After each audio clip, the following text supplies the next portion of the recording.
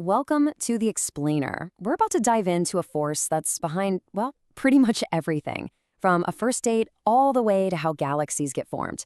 So get ready, because we're going on a journey to explore the many faces of attraction.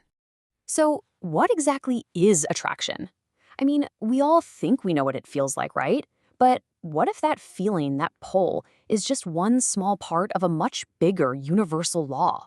A law that connects human desire, the way crowds behave, and maybe even the very fabric of the cosmos? It can be as simple as a glance across a room. At its most personal level, that's where it all begins, right? The start of a human connection. It's this complex biological dance, totally unspoken, that just pulls two people together. But then you zoom out, and you see it on a much bigger scale, like a crowd just forming on a street. It's a social force, almost like a kind of gravity that just draws people together into groups. It literally shapes how we all gather and hang out in public. Okay, so we've got human connection, we've got social gravity, but what if that's not just a metaphor? What if the spark of static electricity you feel is connected to that social gravity? What if it's all just a reflection of a fundamental physical law that holds the entire universe together? Let's dig in and find out. All right, let's kick things off with something we can all relate to, the human mating dance. I mean, it might feel totally spontaneous in the moment, but you'd be surprised. It actually follows a kind of script, one that's been in the works for millions of years. Yeah, check this out.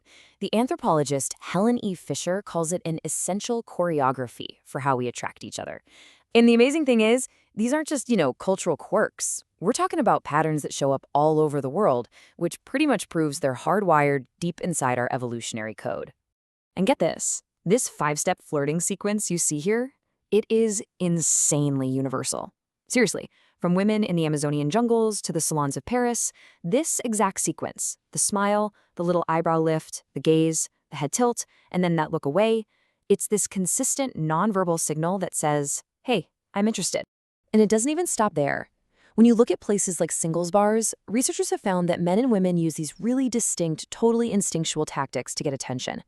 You'll see men puffing out their chest, standing taller, making these big, exaggerated movements. And for women, it's often the coy looks, swaying hips, or even just twisting their curls. It's all just a subconscious way of shouting, hey, look at me. Okay, so we've seen how it works one-on-one. But now let's zoom out and look at what happens when you get a whole group of people together. How does the attraction of just one person, like a celebrity, end up affecting an entire crowd? So how do you even study something like that? Well, scientists use this really cool tool called an agent-based model. Just think of it like a video game simulation. You create thousands of little digital agents, they represent people, and you give them some super simple rules to follow, like walk around randomly or stop and stare when you see something interesting. And by just watching what happens, you can see these incredibly complex crowd behaviors pop up from really simple individual action. So in one of these studies, they ran 2 different simulations to see what would happen.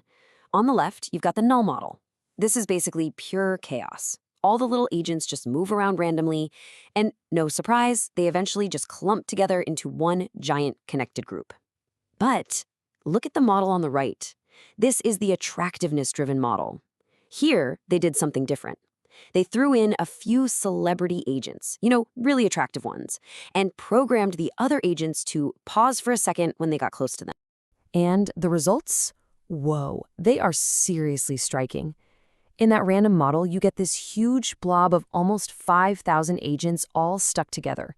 But as soon as you introduce those celebrities, the biggest group is way, way smaller. It's like these attractive hubs act as little social gravity wells, and they stop that single giant cluster from ever forming in the first place. So, what's the big takeaway here? It's that this celebrity effect creates a really specific pattern. You get tons of small groups and only a very, very few large ones. This is what's called a power law distribution. And what's wild is that this entire social structure pops up directly from that simple principle of attraction.